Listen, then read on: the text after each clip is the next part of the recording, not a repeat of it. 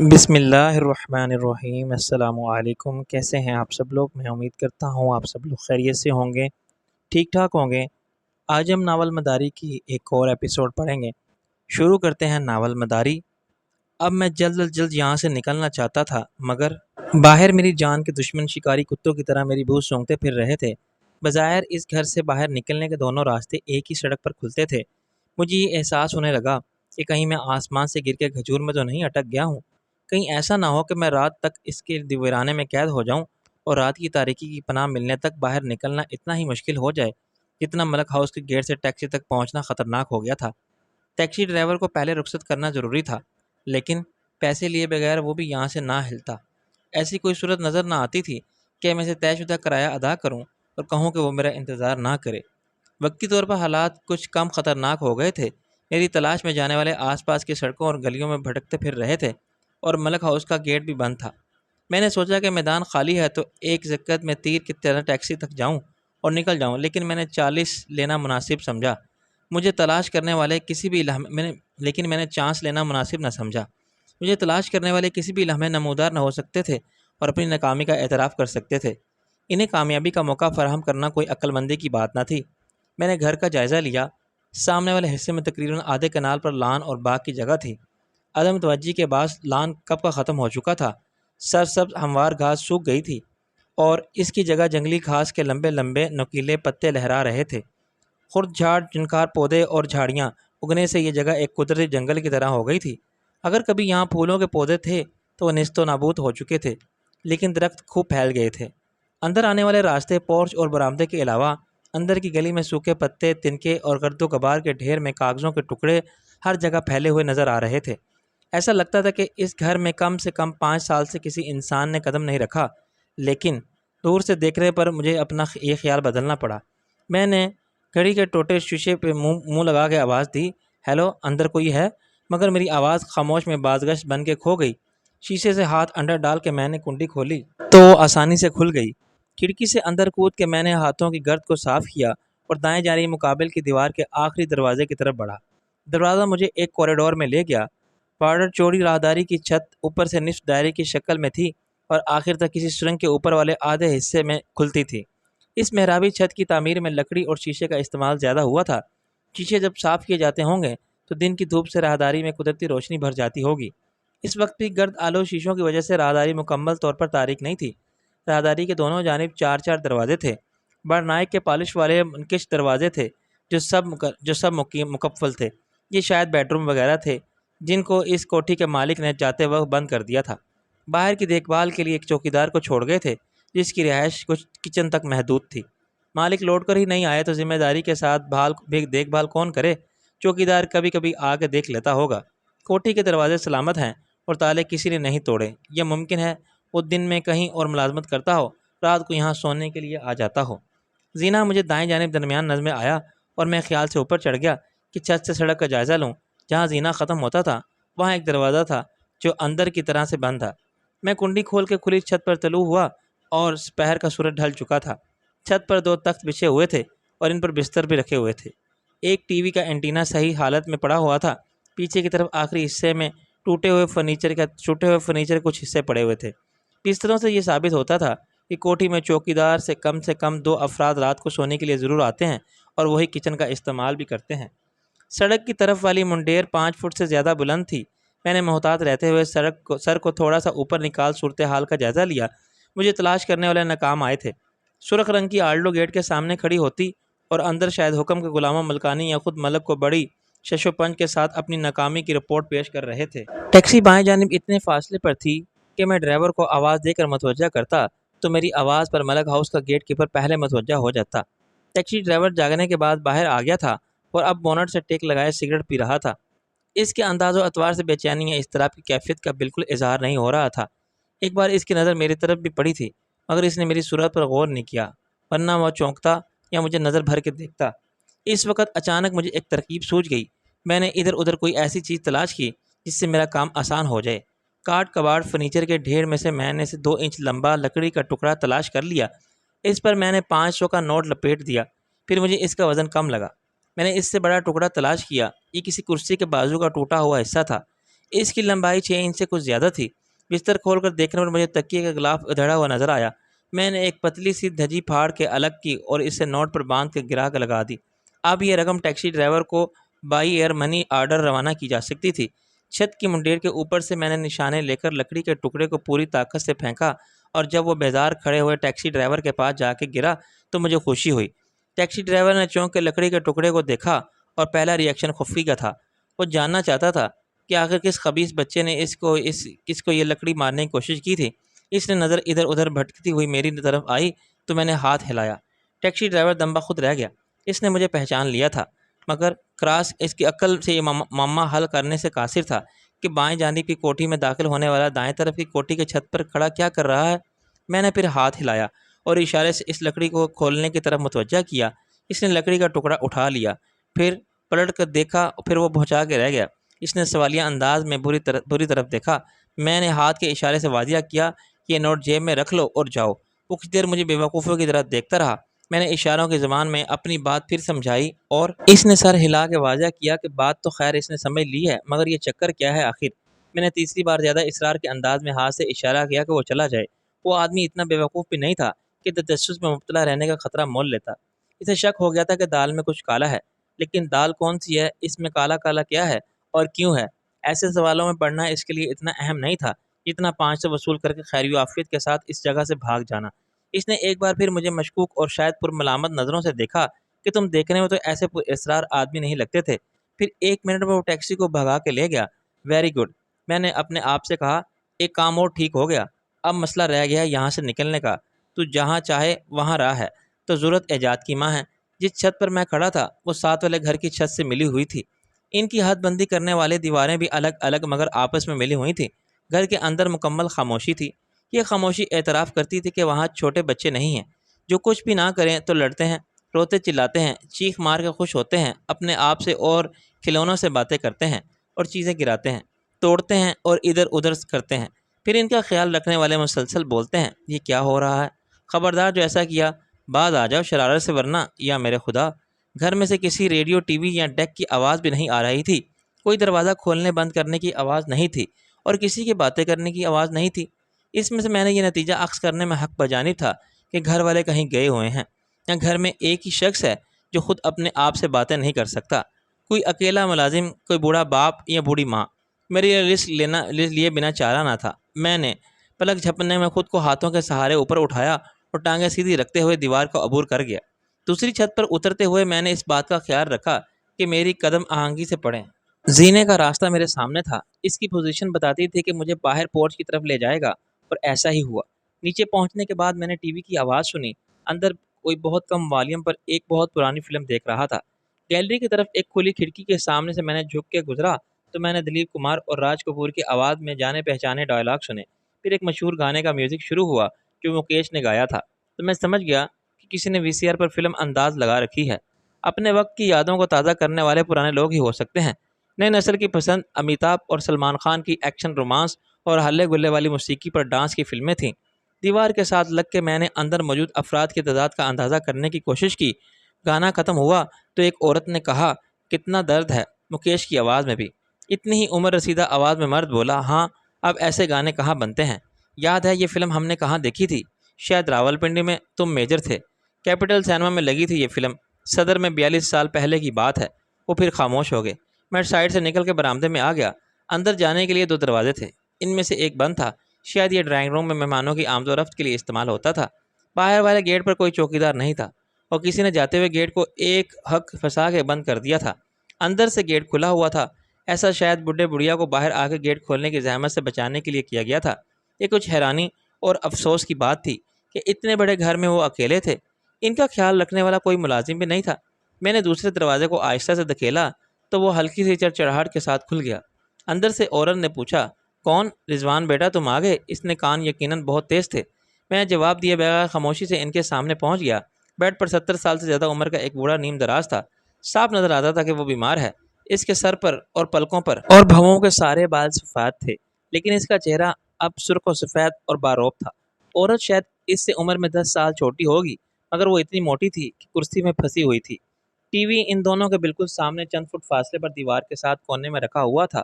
وی C R اور T V کے 2 control بوڑے کے ہاتھ میں تھے۔ اچانک اپنے سامنے ایک اجنبی کو دیکھ کر وہ خوف زدہ ہو گیا۔ عورت نے چیخ مارنے کے لیے اپنا منہ کھولا، پھر منہ پر ہاتھ رکھ لیا۔ مرد نسبتاً پرسکون انداز میں پلک جھپکائے بغیر مجھے دیکھتا رہا۔ عورت نے دہشت سے کانپتی آواز میں پوچھا، کون ہو تم؟ کیا چاہتے ہو؟ میں نے انتہائی عاجزی سے بات کی، دیکھیے میں اس طرح اندر آ جانے پر آپ سے معافی چاہتا ہوں۔ مرد نے ایک ریموٹ سے ٹی وی اور دوسرے سے وی سی آر بند کیا اور پھر دونوں کو تکیے کے نیچے رکھ دیا۔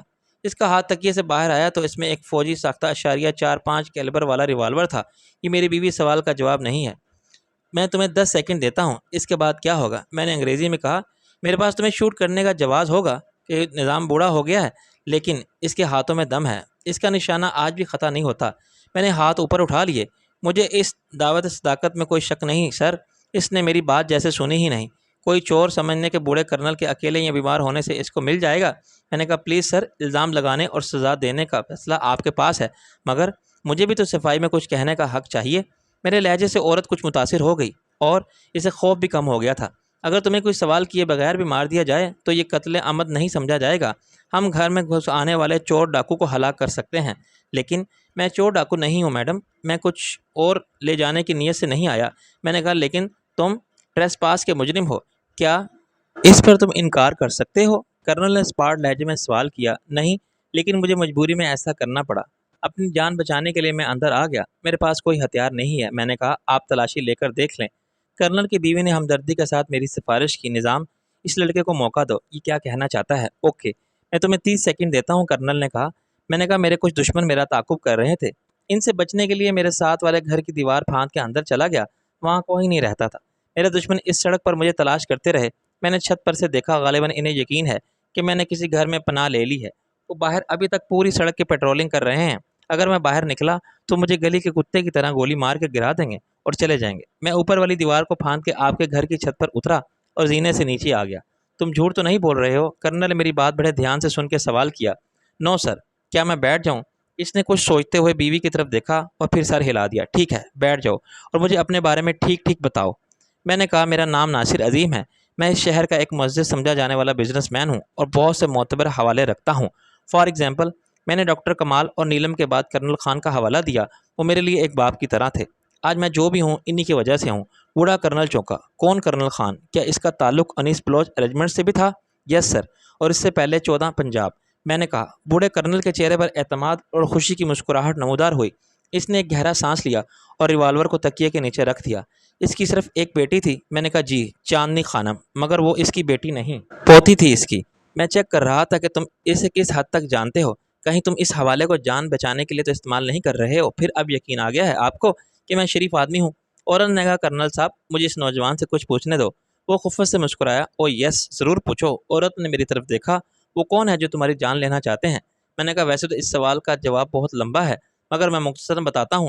وہ میرے کاروباری پارٹنرز تھے، ہم بالکل جائز قسم کا بزنس کرتے تھے، پھر ان کو لالچ نے گمراہ کر دیا۔ انہوں نے بہت زیادہ منافع کے لیے ایک ایسا بزنس بھی شروع کر دیا جو غیر قانونی، غیر اخلاقی اور میرے نقطہ نظر سے وطن دشمنی کے مترادف تھا۔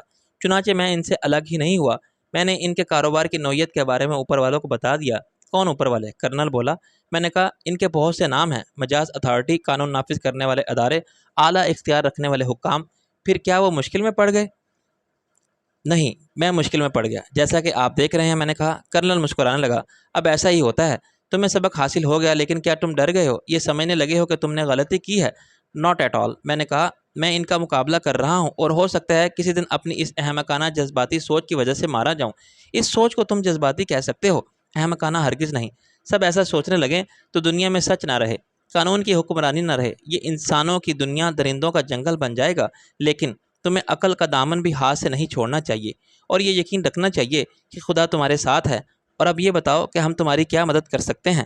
اس نے کلائی میں ایک گھڑی کا وقت دیکھا۔ میں نے کہا آپ کی ایک گاڑی باہر کھڑی ہے اور غالباً دوسری باہر گئی ہوئی ہے۔ اس نے سر ہلایا۔ یہ تم نے کیسے جانا؟ میں نے کہا صرف آبزرویشن سے، تیل کے داغ میں دیکھ کر اور کھڑی ہوئی گاڑی کے کور کو دیکھ کر۔ اور انہوں نے کہا میرا بیٹا اپنی بیوی کے ساتھ گیا ہے بچوں کو اسکول کی نئی یونیفارم اور جوتے دلوانے کے لیے۔ انہوں نے کہا 1 گھنٹے میں لوٹ آئیں گے۔ یہی تو پرابلم ہے ان نوجوانوں کی، یہ کسی پلان کے مطابق نہیں چلتے اور ٹائم ان کے نزدیک غیر اہم ہے، حالانکہ یہ دنیا اور کائنات کی ہر چیز انتہائی نظم و ضبط اور پلان کے مطابق ایکوریسی کے ساتھ چل رہی ہے۔ یہ ڈسپلن نہ ہو تو سورج کبھی مشرق سے نکلے کبھی مغرب سے، ایک دن 7 بجے نکلیں تو اگلے دن 7:30 بجے، اور کہہ دیں سوری آج ذرا لیٹ ہو گیا۔ عورت نے کہا کرنل صاحب آپ تو بس شروع ہو جاتے ہیں۔ کرنل نے ایک ٹھنڈا سانس لیا کرنل نے ایک ٹھنڈا سانس لیا وقت کتنا بدل گیا ہے۔ اب کرنل نظام کی بات صحیح ہو تب بھی کوئی سننے والا نہیں، ورنہ وہ ایک بار کہتا تو پوری ریجمنٹ اٹینشن ہو کے ایک ٹانگ پر کھڑی ہو جاتی۔ عورت نے کہا اب تم باہر کیسے جاؤ گے؟ اگر تم چاہو تو فون کر کے پولیس کو بلا سکتے ہو۔ میں نے کہا نہیں، میں چاہتا ہوں کہ آپ کی گاڑی میں نکل جاؤں۔ کرنل نے کہا میری گاڑی میں؟ اب میں اتنا بیوقوف بھی نہیں ہوں کہ جذباتی ہو کہ اپنی گاڑی کی چابیاں تمہیں تھما دوں۔ میں نے کہا آپ نے غلط سمجھا، میں آپ کی گاڑی میں چھپ کر جا سکتا ہوں۔ اگر میرے دشمن باہر کہیں موجود ہوں گے تو انہیں بالکل شک نہیں ہوگا، کیونکہ آپ کی گاڑی تو آتی جاتی رہتی ہے اور وہ ہر گاڑی کی تلاشی کے لیے روک بھی نہیں سکتے۔ کس کی ہمت کے کرنل نظام کا راستہ روکے؟ لیکن افسوس یہ ہے کہ میں ڈرائیو نہیں کر سکتا، میں بیمار ہوں۔ میں نے کہا میں یہ ایکسپیکٹ نہیں کرتا، آپ مجھے اپنے بیٹے کے ساتھ بھیج سکتے ہیں، انہیں سمجھا بھی سکتے ہیں۔ اس نے کچھ دیر سوچا، یہ ہو سکتا ہے لیکن تمہیں انتظار کرنا پڑے گا کچھ دیر۔ میں نے کہا مجھے اتنی جلدی بھی نہیں۔ عورت ہمت کر کے کراہتی ہوئی اٹھی، چائے کا وقت ہو گیا ہے، آج اتفاق سے کوئی نوکر بھی نہیں ہے گھر میں، بڑا مبارک اتفاق ہے۔ یہ جو نوکر ہے ہمارا، یہ بچہ تھا جب یہاں آیا تھا بھیک مانگتا ہوا، میں نے اسے رکھ لیا، بڑی کوشش کی میں نے مگر اس نے پڑھ کے نہیں دیا، 4 جماعتوں سے آگے۔ ویسے ٹوٹی پھوٹی انگریزی بولنے کا بڑا شوق ہے، 20 سال میں ہمارے گھر کا ایک فرد بن گیا ہے۔ ہم نے پچھلے مہینے اس کی شادی کرا دی، اب وہ بیوی کے ساتھ گیا ہے گھومنے، ہنی مون پر۔ جانے پر راضی نہیں تھا، میں نے زبردستی بھیجا ڈانٹ کر۔ میں نے کہا کہ گزارا کر لیں گے ہم ایک ہفتے، بہو کالج میں پڑھاتی ہے۔ اس نے ایک ہفتے کی چھٹی لے لی۔ کرنل کی بیوی 10 منٹ بعد چائے کی ٹرالی دکھیلتی ہوئی واپس آئی تو بری طرح ہانپ رہی تھی۔ باتوں نہیں کرنل اس سے مذاق اڑانے لگا، تم یقین کرو گے یہ ایک بہت دبلی پتلی اور تباہ کن لڑکی تھی۔ اس نے نوجوان کیپٹن نظام کو اپنے دل کو ہیروشیما سمجھ کے اپنے حسن کا ایٹم بم ایسے گرایا تھا کہ کچھ نہیں بچا تھا سوائے ایک شوہر کے۔ اور اب دیکھو اس نے کیا حال کیا ہے اپنا۔ تم نے عشق کیا ہے کبھی؟ میں نے اسے اچانک سوال پر بوکھلا کے کہا جی کئی بار۔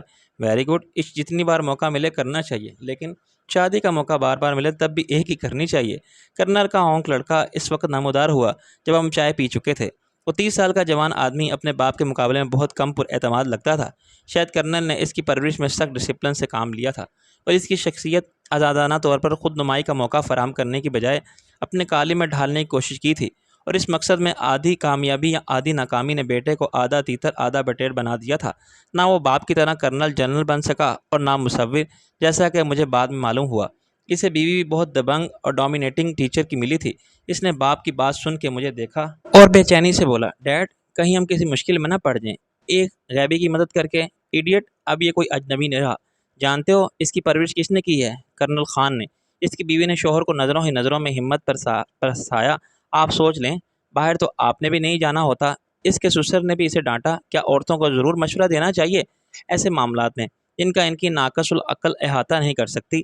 بہو نے سخت برا منایا، آخر لیکچرار ہوں، میں بچوں کو پڑھاتی ہوں، تمہارا شوہر بچہ نہیں ہے اور نہ تمہارا اسٹوڈنٹ۔ جاؤ، کرنل بگڑ گیا۔ رضوان تم ابھی باہر گئے تھے تو کیا کسی نے تمہیں روکا تھا؟ شام تک تم 10 بار باہر جاؤ گے جیسے اسے آس پاس کے لوگ آ جا رہے ہیں۔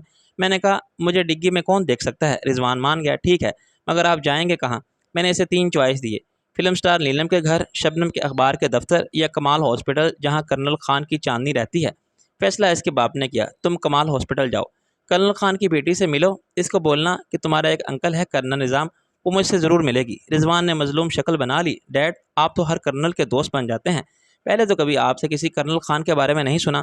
اس کی بیوی نے فوراً آگاہ لگائی، اور اب دیکھے بغیر اس کی بیٹی کے انکل بھی بن گئے۔ آج تک اس کرنل برادری نے بھی پوچھا ہے آپ کو؟ کرنل نظام کے چہرے پر ایک دکھ بھری افسردگی طاری ہو گئی۔ اب باقی کون بچا ہے جو پوچھے؟ ایک ہی میں رہ گیا ہوں، ہو جانے دو۔ تم کیا جانو ہم سب کے درمیان کیسا رشتہ تھا، ہم ایک ساتھ کیسے جیے، ایک ساتھ کہاں کہاں لڑے، فتح سند بھی ہوئے، موت کے مقابل بھی گئے اور شکست کھا کے قید بھی رہے، بس ایک ساتھ مر نہ سکے۔ اور اگلی نسل یہ سب نہیں جانتی، جان لے تو مانتی نہیں کہ یادوں کا بھی کوئی رشتہ ہوتا ہے۔ رضوان نے مجھے اشارہ کیا اور میں کرنل کے ساتھ ہاتھ ملا کے اس کا شکریہ ادا کر کے اور پھر ملنے کا وعدہ کر کے باہر آ گیا۔ رضوان کے پاس 86 ماڈل کی کارولا تھی جس کی ڈکی اتنی بڑی تھی کہ میرے جیسے دوست سما جاتے۔ اس نے کچھ ناگواری سے کہا بس اب ڈیڈی پر پڑ گیا ہے دورہ۔ میں نے کہا کیسا دورہ؟ کیسا دورہ؟ یاد ماضی کا۔ اب 2 دن تک وہ سب کو بور کریں گے اپنی جوانی کے قصوں سے۔ میں نے کہا مسٹر رضوان کیا 70 کی عمر کو پہنچنے کے بعد تم اپنے بیٹے سے اس کی جوانی کے قصے سنو گے؟ اس نے زور سے ڈکی بند کی۔ میری بات بھی اسے اچھی نہیں لگی تھی۔ کمال ہاسپٹل کا فاصلہ کم نہ ہوتا تو شاید وہ میرے کہنے پر بھی وہاں نہ جاتا۔ 10 منٹ بعد اس نے گاڑی این ہاسپٹل کے دروازے پر روک کے ڈکی کھول دی۔ تم میرے شکریہ ادا کیے بغیر جا سکتے ہو۔ میں نے کہا شکریہ میں کرنل نظام کا ادا کر چکا ہوں۔ تم اگر اخلاقیات پر کچھ یقین رکھتے ہو تو واپس جا کے ایک جھوٹ بول دینا۔ یہ جھوٹ بولنا اخلاقیات میں شامل ہے۔ وہ تن سے بولا۔ میں نے کہا ہاں، ایک غم زدہ تنہا اور بیمار بوڑھے باپ کا دل اس سے خوش ہو جائے گا تو ہر بیٹے کو ایسا جھوٹ بولنے کا ثواب کمانا چاہیے۔ تم اسے کہنا کہ کرنل خان کی بیٹی نے سلام کہا ہے۔ وہ کچھ شرمندہ ہوا اور اقرار میں سر ہلا کے لوٹ گیا۔ یہ ہاسپٹل میں ملاقات کا وقت تھا۔ ہاسپٹل کے اندر کار پارکنگ نہیں تھی، چنانچہ ملاقاتیوں کی گاڑیاں باہر ہی ایک قطار میں ترچھی کھڑی ہوئی تھی۔ گیٹ سے کچھ فاصلے پر 3-4 ٹیکسیاں بھی واپس کی سواری کے انتظار میں موجود تھیں۔ ان کے ڈرائیور بھی مجھے ڈکی سے برآمد ہوتا دیکھ کے اتنی ہکا بکا کھڑے تھے جتنا ہاسپٹل کا پرانا چوکیدار۔ وہ جانتا تھا کہ میں کون ہوں۔ کبھی اس نے مجھے کلین شیف نہ دیکھا ہوتا تو آج پہچاننے سے بھی انکار کر دیتا۔ اس نے مجھے سلام کیا۔ سر، یہ تو بڑی غلط بات ہے۔ میں نے کہا بھائی، مجبوری میں سب جائز ہے۔ اس نے یہ عذر قبول نہیں کیا۔ سب مرضی کی بات ہے سر، مجبوری کی نہیں۔ اگر نہ چاہتے تو۔ میں نے کہا یار گاڑی میری نہیں تھی۔ اس نے کہا ڈکی میں بیٹھو تو مجھے ماننی پڑی اس کی بات۔ او جی، ڈکی میں بیٹھو یا آپ انجن میں، لیکن میں بات کر رہا ہوں اس کی۔ اس نے اپنے چہرے پر ہاتھ پھیرا۔ داڑھی بہت سجتی تھی آپ پر۔ میں نے کہا کچھ لوگوں کا خیال تھا اس کے برعکس تھا۔ داڑھی ہی نہیں، انہیں تو میرا وجود بھی آنکھ میں تنکے کی طرح کھٹکتا ہے۔ اللہ توفیق دے گا تو پھر رکھ لیں گے۔ کمال ایک مقدمے کی سماعت کر رہا ہے۔ کسی نرس نے مریض کو غلط دوا دے دی تھی اور اب بضد تھی کہ یہ وہ دوا ڈاکٹر نے لکھی تھی اور اسے فارمیسی والوں نے دی تھی۔ ڈاکٹر کے سامنے مریض کا چارٹ تھا اور اس میں یہ دوا نہیں لکھی ہوئی تھی، چنانچہ اس کی ناراضگی جائز تھی۔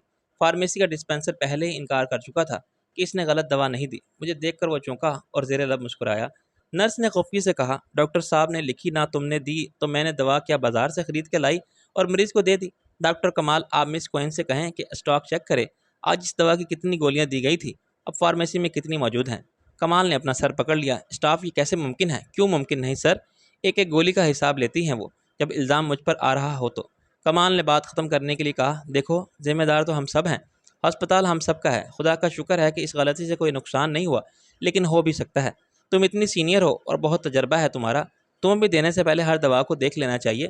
نرس اپنی بات پر قائم رہی۔ میں دیکھتی ہوں سر، لیکن وہ ایک جیسی گولیاں ہیں، ویلیم 5 اور Piriton. Okay, finish it now. آئندہ کے لیے ہم سب کو زیادہ محتاط رہنا چاہیے، کمال نے بات ختم کرتے ہوئے کہا۔ سب کے نکل جانے کے بعد میں نے کہا ایسے کیا دیکھ رہا ہے الو کے پٹھے؟ دیکھ رہا ہوں تیرے نئے سوانگ کو۔ یہ تبدیلی ظاہری ہے یا باطنی؟ اب کیا ڈرامہ چل رہا ہے سور کے بچے؟ میں نے کہا بتاؤں گا، پہلے ایک فون کر لوں۔ ہاں فون کر لے ورنہ وہ پھر پوچھے گی۔ میں نے کہا فون کس نے فون کیا تھا پہلے؟ کون کر سکتا ہے تیرے لیے اتنی بے قرار و اظہار؟ وہ خفا ہونے لگا۔ دماغ خراب ہے اس کا۔ کہہ رہی تھی کہ جھوٹ بولنے کی کیا ضرورت ہے، ڈرتا ہوں اس سے۔ میں نے تو اس کے سوال کا یہی جواب دیا تھا کہ ناصر تو یہاں نہیں آیا، اور اس نے کہا کہ تو جھوٹ بول رہا ہے، تو نے نہیں اسے۔ میں نے رب نواز کا نمبر ملاتے ہوئے کہا ضرور سناتا، مگر فون بند کر دیا اس نے غصے میں۔ میں رب نواز کے فون کی گھنٹی سن رہا تھا۔ تیسرے ریسیور اس کی بیوی نے اٹھا لیا۔ ہیلو، میں نے کہا کیا حال ہے ملک صاحب کا؟ ہوش میں آ گئے؟ وہ مجھے گالیاں دینے لگی، تم ذلیل کمینے کتے۔ میں نے کہا تھینک یو۔ جواب میں ایک شعر سنو، کتنے شیریں ہیں تیرے لب کے رکیب، گالیاں کھا کے بے مزہ نہ ہوا۔ پھر شاید رب نواز نے ریسیور لے لیا کہ مجھے اس کی داد ایک درجن خاصی بے مزہ کرنے والی گالیوں کی صورت میں ملی۔ چونکہ کمال کے سوا کمرے میں کوئی نہیں تھا، اس میں نے اینٹ کا جواب پتھر سے دیا اور اسے وہ گالیاں دیں اس سے پہلے کسی نے نہ دی ہوں گی۔ اس کا خاطر خواہ اثر ہوا۔ اس نے ہانپتے ہوئے کہا جی میں چھوڑوں گا نہیں تمہیں۔ میں نے کہا پہلے پکڑ کے تو دکھاؤ، تم اور تمہارے شکاری کتے مجھ تک پہنچ ہی نہیں سکتے۔ میں دیکھ رہا تھا کہ جس بیوقوفوں کی طرح ادھر ادھر سے بھاگے پھر رہے تھے، وقت بھی میں یہیں موجود تھا۔ تمہارے ایک ہمسائے ساتھ بیٹھا چائے پی رہا تھا۔ چند سیکنڈ بعد اس کا لہجہ بدل گیا۔ دیکھو شاہ نواز، دیکھو شاہ عالم، ہمارے درمیان جو اعتماد کا رشتہ تھا وہ ٹوٹ چکا ہے۔ میں نے کہا تم بھی ایک شعر سنو، شیشوں کا مسیحا کوئی نہیں، جو ٹوٹ گیا سو ٹوٹ گیا، پھر بھی ہم کوشش کر سکتے ہیں۔ میں نے کہا کوشش تو کی تھی میں نے، لیکن تم نے اسے ناکام کر دیا۔ میں احمق نہیں ہوں رب نواز کہ بھروسہ کر کے تم سے ملنے آ گیا اور چوروں کی طرح واپس آیا۔ تمہیں بتا کے آیا، لیکن ایسا کرتے ہوئے میں نے خطرات کی طرف سے آنکھیں بند نہیں کی تھی اور مخالف امکانات کو نظر انداز نہیں کیا تھا، کیونکہ میں تمہاری رگ رگ سے واقف ہوں۔ اس نے میری بات خاموشی سے سنی۔ چلو میں مان لیتا ہوں اپنی غلطی کو، تمہیں بتا کے آیا، لیکن ایسا کرتے ہوئے میں نے خطرات کی طرف سے آنکھیں بند نہیں کی تھی اور مخالف امکانات کو نظر انداز نہیں کیا تھا، کیونکہ میں تمہاری رگ رگ سے واقف ہوں۔ اس نے میری بات خاموشی سے سنی۔ چلو میں مان لیتا ہوں اپنی غلطی، ٹھیک ہے، ایک موقع تم نے اپنی بیوقوفی سے گنوا دیا، دوسرا موقع تم خود پیدا کرو گے۔ اب تم لندن آ کے مجھ سے ملو گے، مگر ابھی یہ ناممکن ہے، بہت مشکل ہے۔ مجھے کوئی بھی جلدی نہیں، کل میں لندن واپس چلا جاؤں گا۔ وہ بولا میرے پاس نہ تمہارا پتہ ہے نہ فون نمبر۔ میں نے کہا لندن میں میرا کوئی گھر نہیں ہے، پہلے میں اپنے پین گیسٹ بن کے رہتا تھا، اب کرائے کا مکان میں رہتا ہوں، لیکن اپنا ٹھکانہ بدلتا رہتا ہے۔ یہ کیوں نہیں کہتے کہ تم مجھے کچھ بتانا نہیں چاہتے؟ میں نے کہا ہاں یہی بات ہے، میں خود فون کروں گا تمہیں، اور اگر تمہارا پروگرام بن جائے تو مجھے بتا دینا، ہم کہیں ملیں گے۔ یہاں مجھ سے ملنے کی اور میرا پتہ لگانے کی کوشش کرنے سے کچھ نہیں ہوگا۔ اگلے 24 گھنٹوں میں تم چھوٹے بڑے سارے ہوٹل چھان مارو گے، لیکن تمہیں میرا سراغ نہیں ملے گا، نہ تمہیں شبنم سے کچھ معلوم ہوگا۔ تم چاہو تو اپنے آدمی اس کے تعاقب پر معمور کر دو، جو سائے کی طرح ان کے ساتھ رہیں اور یہ معمول کریں کہ وہ کہاں جاتی ہے اور کس سے ملتی ہے۔ رب نواز بولا، میں اگر چاہوں تو ایک رات میں اس سے سب کچھ اگلوا لوں۔ ملک صاحب اپنے مسائل میں اضافہ مت کرو، وہ جب کوئی رپورٹر نہیں، اس اخبار کی ایڈیٹر ہے، اس کے اور میرے تعلقات کا باب ہمیشہ کے لیے بند ہو گیا ہے۔ میں نہیں مان سکتا۔ مت مانو، حقیقت خود ہی تمہارے سامنے آ جائے گی، میں نے کہا اور فون بند کر دیا۔ کمال کچھ دیر کے لیے اٹھ کے باہر چلا گیا تھا۔ میں نے فرید عباسی کے آفس کا نمبر ملایا، مگر اس سے بات نہ ہو سکی۔ ایک شائستہ اور مستقل مزاجی قسم کی سیکرٹری نے مجھے بتایا کہ وہ عزیز اللہ شیخ صاحب کے ساتھ ہیں اور کلائنٹ سے ڈیل کر رہے ہیں۔ میں شبنم سے بات کرنے سے گریز کر رہا تھا۔ اس کی وجہ یہی تھی کہ میں اس کے اور اپنے درمیان کسی رابطے کا سراغ دینا نہیں چاہتا تھا۔ یہ کام مشکل ضرور تھا، مگر ناممکن نہیں تھا کہ رب نواز اس کے ٹیلی فون کو ٹیپ کرانے کے لیے اپنے دولت کی قوت خرید آزمائے اور ٹیلی فون ایکسچینج میں خاموشی سے آبزرویشن لگوا دے۔ مجھے رئیس کے بارے میں معلوم کرنا تھا، لیکن رکشی دن بھر کے واقعہ سے بے خبر تھی۔ اس نے مجھے کوئی کام کی بات نہیں بتائی تھی۔ میری تو عجیب زندگی ہو گئی ہے، ایسا محسوس ہوتا ہے کہ جیسے مجھے اپنے ہی گھر میں نظر بند کر دیا گیا ہے۔ باہر گارڈ کھڑی ہیں، میں کہیں آ جا نہیں سکتی۔ فرید کو باہر خطرے کے سوا کچھ دکھائی نہیں دیتا اور خود کا سارا وقت باہر گزرتا ہے، نہ دن کا پتہ نہ رات کا۔ میں نے کہا ناشکری مت کرو، ایسی فراغت کسے نصیب ہوتی ہے کہ بس کھاؤ لمبی تان کے سو جاؤ، کوئی فکر نہ فاقہ، عیش کرو۔ خاک عیش کروں؟ تمہارا وہ یتیم خانے والا پروجیکٹ کب شروع ہوگا آخر، جو تم نے ہمارے سپرد کرنے کا فیصلہ کیا تھا؟ میں نے کہا وہ بھی ہوگا بہت جلد، ابھی تو خام خواہ کے مسائل گلے پڑتے جا رہے ہیں۔ اب یہ رئیس کے اغوا کا معاملہ ہی دیکھو، ابھی تک اس کا کوئی پتہ نہیں۔ ہم سب نے سر توڑ کوشش کر کے دیکھ لیا۔ تقریباً ایسے ہی جذبات سونی کے تھے، وہ بھی خود کو قیدی سمجھ کے سخت غمزدہ اور مایوس تھی۔ آخر کب تک گزرے گی میری زندگی ایسے؟ صبح سے شام تک اس محل کے اندر کسی بدرو کی طرح بھٹکتی پھرتی ہوں۔ کتنی آزاد زندگی تھی میری، اب خیال آتا ہے۔ میں نے خفگی سے کہا، اور یہ اسی آزادی کا خمیازہ بھگت رہی ہے تم۔ خدا کا شکر ادا کرنا چاہیے تمہیں لڑکی کہ تم جیل میں نہیں ہو۔ پولیس کے ہاتھ لگ جائیں تو اب تک وہ تمہارا حشر نشر کر دیتے۔ نیلم کے گھر کو جیل کہہ رہی ہو اس لیے کہ جیل دیکھی نہیں تم نے، اور تمہیں اندازہ نہیں کہ تم جیسی قیدی عورتوں کے ساتھ وہاں کیا سلوک ہوتا ہے۔ وہ شرمندہ ہو گئی۔ I am sorry. کیا سوری؟ تم کہو تو میں تمہیں آزاد کر دوں، جہاں جی چاہے جاؤ۔ تمہارے پرانے ساتھی بھی مل جائیں گے کہیں نہ کہیں، اور یہ زندگی کی پابندی منظور نہیں تمہیں تو چلی جاؤ رب نواز کے پاس۔ آخر تمہاری بہن بھی تو رہتی تھی وہیں۔ میں غصے میں کچھ زیادہ ہی بول گیا تھا۔ سونی نے فون بند کر دیا تو مجھے اپنی غلطی کا احساس ہوا۔ ایسی باتیں میں نے سونے سے پہلے کبھی نہیں کی تھی۔ اس نے سخت ذلت محسوس کی ہوگی، اور شاید اب وہ بستر پر اوندھی پڑی زاروں کی طرح رو رہی ہوگی۔ وہ رئیس کے لیے سخت پریشان تھی، اور اس جذباتی بحران میں تنہائی اس کے اعصاب پر زیادہ اثر انداز ہو رہی تھی۔ مگر اسے سمجھنا چاہیے کہ خود ہم بھی رئیس کے لیے کم پریشان نہیں ہیں، اور اس کی بادیابی کے لیے دن رات ایک کر رہے ہیں۔ یہ کمال کے لیے مصروفیت کا وقت تھا۔ ہر مریض کے تیماردار اور ملاقاتی نرسوں اور ڈاکٹروں سے بیماری اور علاج کے ہر پہلو کو ڈسکس کرنا چاہتے تھے، اور اکثر ایسے سوالات کرتے تھے جن کا قطعی جواب دینا کسی ڈاکٹر کے لیے ممکن نہیں ہوتا۔ بعض اوقات کج بحثی میں ناخوشگوار صورتحال بھی پیدا ہو جاتی ہے، اور اس وقت بھی کچھ ایسا ہی ہوا تھا۔ کسی مریض کو دیکھنے کے لیے آنے والے میں کوئی ڈاکٹر بھی تھا، جس نے ایک ڈاکٹر سے تشخیص اور علاج کے معاملے میں اختلاف کیا اور اپنی ماہرانہ رائے مسلط کرنے کی کوشش کی، تو ڈاکٹر نے تنگ آ کے کہہ دیا کہ اگر ایسا ہی ہے تو آپ اپنے مریض کو لے جائیں اور خود علاج کر لیں، یہاں تو علاج ہم کریں گے اور کسی بڑے سے بڑے اسپیشلسٹ کو بھی دخل اندازی نہیں کرنے دیں گے۔ اصولی طور پر یہ بات صحیح تھی، مگر اس مریض کے دوسرے ملاقاتی مشتعل ہو گئے اور انہوں نے اپنے ڈاکٹر کی حمایت میں بولنا شروع کر دیا۔ کمال نے انہیں سمجھا بجھا کے ٹھنڈا کیا اور وارڈ سے اپنے آفس کی طرف لے آیا۔ کمال کے لوٹنے سے پہلے کوئن آ گئی۔ وہ پہلے کی طرح آج بھی مجسم پیک کر شرافت معصومیت نظر آتی تھی، اور اس کی مسکراہٹ میں پاکیزگی کا انداز بھی وہی تھا۔ نہ جانے کیوں اسے دیکھ کر مجھے ہمیشہ یہ خیال آتا تھا کہ وہ انسان کے روپ میں کوئی فرشتہ ہے۔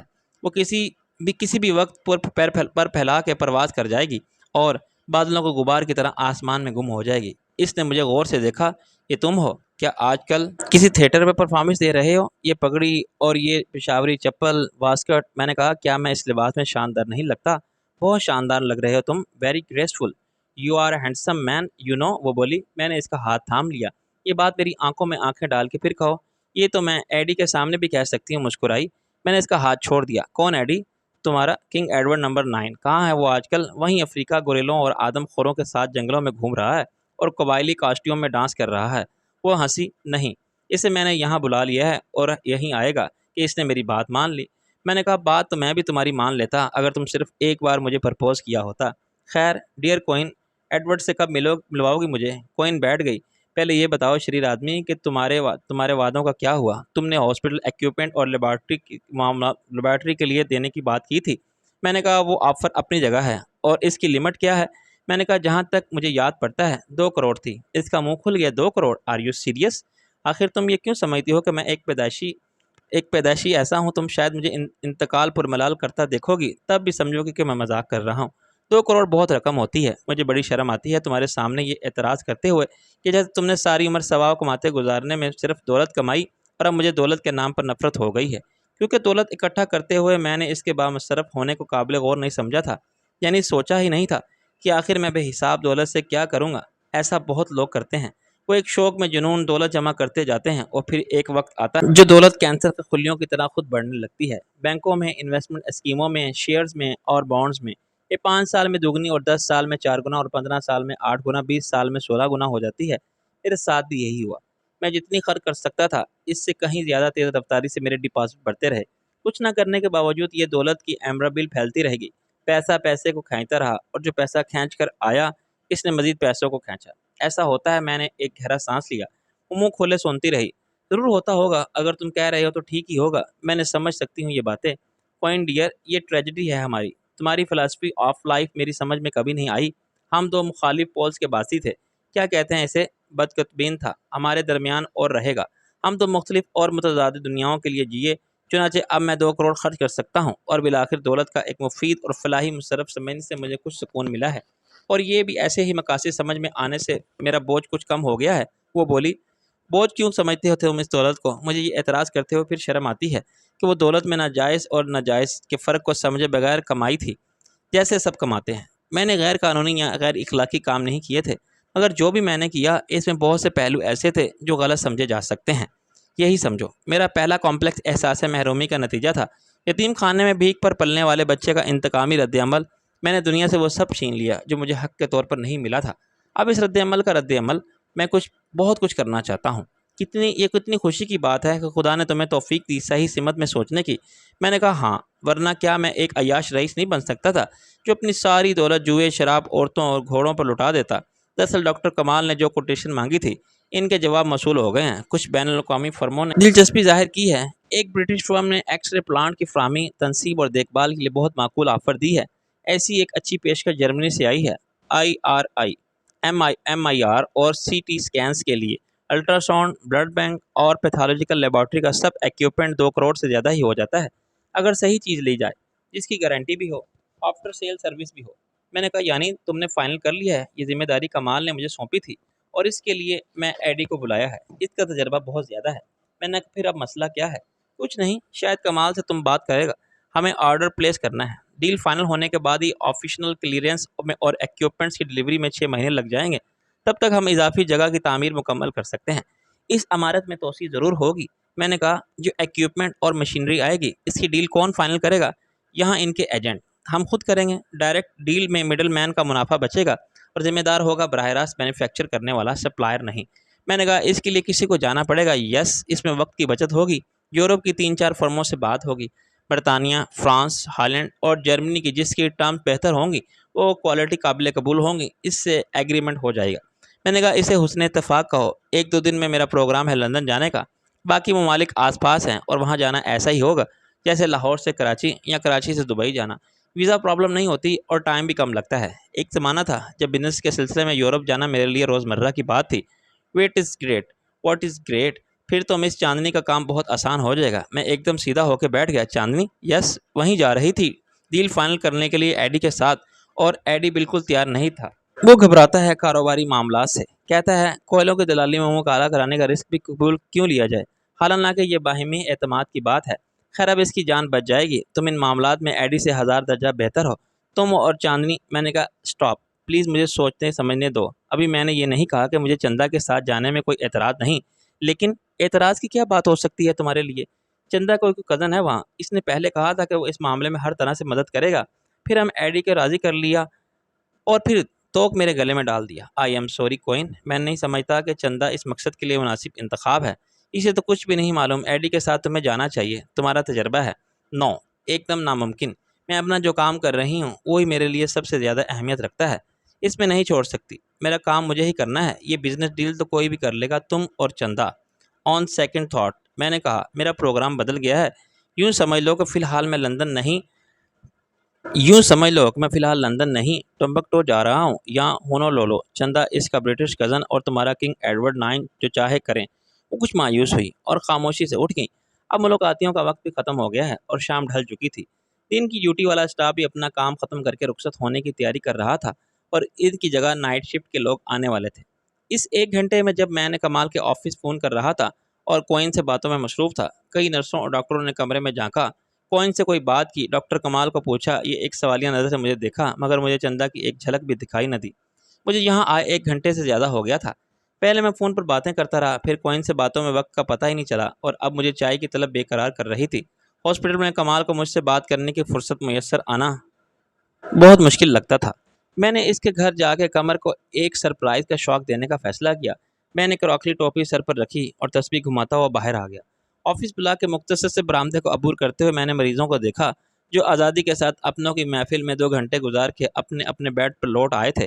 اب ان کے سامنے ایک اور رات تھی، بیماری اور دکھ کے احساس، مایوسی اور افسردگی اور اکیلے پن کے لیے عذاب کا سلسلہ روز و شب، جس میں بے داغ کفن جیسے سفید چادروں والے بیڈ تھے، دواؤں کی بوتل، انجیکشن کی ٹیس تھی، بس ذائقہ پرہیزی کھانا تھا اور ایک پرخوف انتظار تھا۔ لوٹ کے گھر آ جانے کا دن کب آئے گا یا نہیں آئے گا کون جانے۔ قمر لان میں اپنے بچے کے ساتھ کھیل رہی تھی۔ اچانک مجھے دیکھ کے پہلے اس کی سیٹی گم ہو گئی اور ایک چیخ مار کے اس نے بچے کو گود میں اٹھا لیا۔ جب میں نے کہکا مارا تو اس نے مجھے غور سے دیکھا اور شرمندگی سے پانی پانی ہو گئی۔ بھائی تم؟ وہ حیرت سے آنکھیں پھاڑ کے بولی اور بچے کو نیچے اتار کے میری طرف لپکی۔ میں نے اسے سینے سے لگا لیا۔ آج پتہ چل گیا تیری نظر بھی کمزور ہے اور عقل بھی۔ وہ خوشی سے کانپتے لہجے میں بولی، مجھے یقین نہیں آ رہا ہے بھائی، یہ تم ہو؟ تمہاری داڑھی کہاں گئی اور یہ کیا بنے ہوئے ہو تم؟ بچہ اپنی ماں کی طرف سے بے رخی اور عدم توجہی کے اس مظاہرے پر احتجاجاً چلا رہا تھا۔ میں نے اسے گود میں اٹھانے کی کوشش کی تو اس نے بڑی بھیانک چیخ ماری اور ماں سے لپٹ گیا۔